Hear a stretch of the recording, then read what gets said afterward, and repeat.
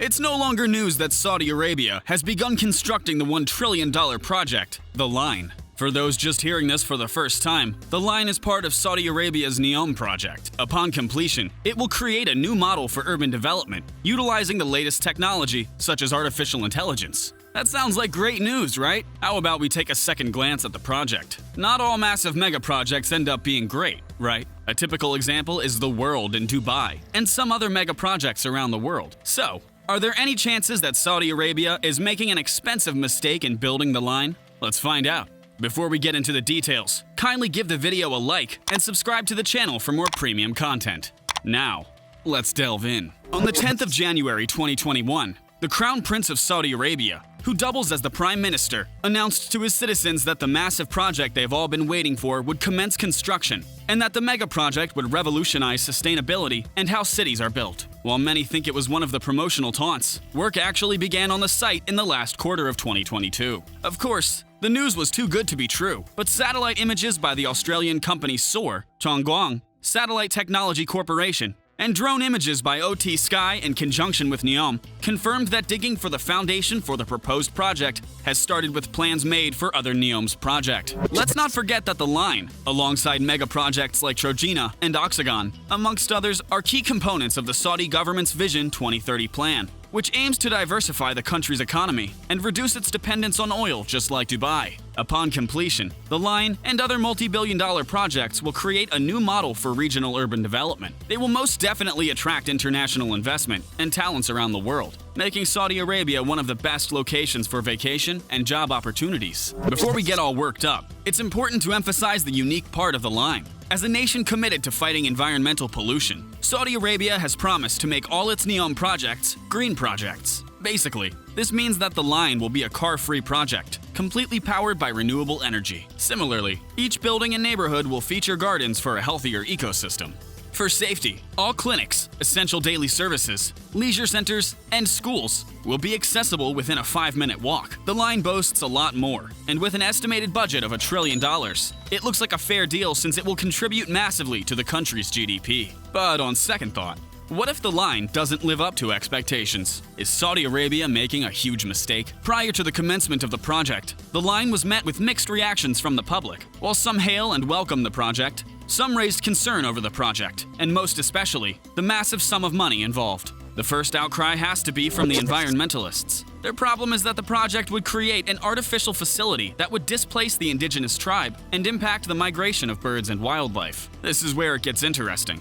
Saudi Arabia wants to promote a greener ecosystem with its project, but the same project will alter the natural habitat of birds and wildlife. Let's not forget that birds are important in the pollination process, and they also help disperse seeds. Without birds, farmers might have low yields, and according to the United States Department of Agriculture, the human race and all of Earth's terrestrial ecosystems would not survive without pollinators. Just so you know, out of over 1,400 crop plants grown around the world, almost 80% require pollination by animals. In the United States alone, pollination of crops is valued at $10 billion annually and $3 trillion globally. Will Saudi Arabia ignore the cries of all environmentalists and go ahead and build the Line? Fingers crossed. Similarly, the Line is reportedly located in the northwestern Tabuk province. Apparently, the Saudi government took over the land from the Huwaita tribe, which has been farming in this province for several generations. To make matters worse, one of the tribe members who refused to hand over his ancestral land to the government uploaded a YouTube video predicting the possibility that he would be killed due to his actions. Shortly after, he was killed by police during a two-way shootout. Was his death a coincidence? I don't think so. We are halfway through, and there are more details to come, so stick around. If you're enjoying the video, kindly give it a thumbs up, and don't forget to subscribe to the channel if you've yet to do so. Moving on, Associate Professor Marshall Brown of Princeton University, a licensed architect and urbanist, stated in an interview with Dezeen that achieving the sleek, futuristic aesthetic of the Line in large-scale urban planning would be challenging due to the many factors involved. Also, Helena Chartier, Director of Urban Planning and Design at C40, also compared the Line to previous linear city projects that failed, such as the 1882 design by Soria and a 1965 proposal for a linear settlement in New Jersey. Both Marshall and Helena are urban planning specialists, and according to them, the Line is a flawed project. The Line could suffer a fate similar to other abandoned projects, like the Jeddah Tower or the Dubai Creek Tower. The Jeddah Tower and Dubai Creek Tower, just like the line, were met with excitement and exceedingly high promises were made, but the billion-dollar projects were abandoned halfway through. Does the line offer anything that would shield it from the same fate? I don't think so. Also, financial challenges are the biggest obstacle for the line. Saudi Arabia has not been able to successfully attract financial resources and investment from foreign governments and companies, which is why they want to shift from just an oil-producing country to a country with other major revenues. While the initial plan was to complete Neom by 2030 with an allotted $500 billion,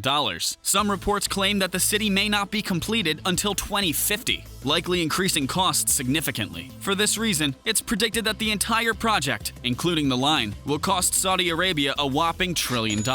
This project is financed by the Public Investment Fund, the country's sovereign wealth private investment fund. The only major foreign investment announced to date is the green hydrogen plant, and even the Public Investment Fund-owned Lucid Group has decided to instead locate its electric vehicles factory in King Abdullah Economic City, which has developed infrastructure and is located close to major population centers. The financial viability of the Public Investment Fund is highly dependent on the country's oil exports, a market that has proven volatile in recent years. In 2020, it faced a significant fiscal deficit of more than $79 billion, in a country where around 60% of its financial resources came from oil, and just 9% from non-oil exports in 2021. The financing of the mega project is likely to face financial constraints. That's not all. The financial constraints of the market and a desire to be less dependent on oil resulted in a 5% value-added tax being introduced in 2018, which tripled to 15% in 2020. Due to tax pressure and inflation, some citizens, who will ultimately bear the financial burden of this project, have expressed dissatisfaction with the lavish spending on high-profile projects.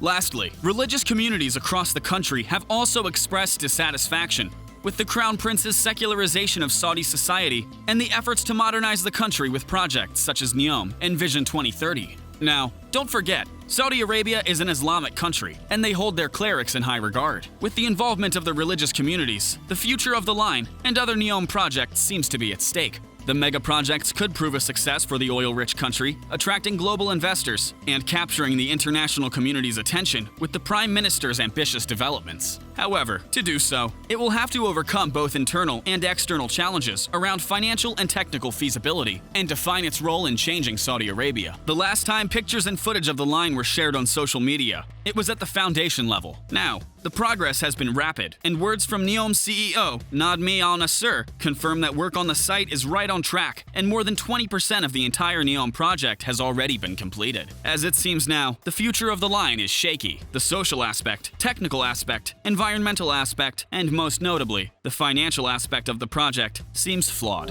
Will the line pull through and live up to expectations? That's a $1 trillion question, and we leave that to you to answer. Don't forget to hit the like button and subscribe to the channel for more content.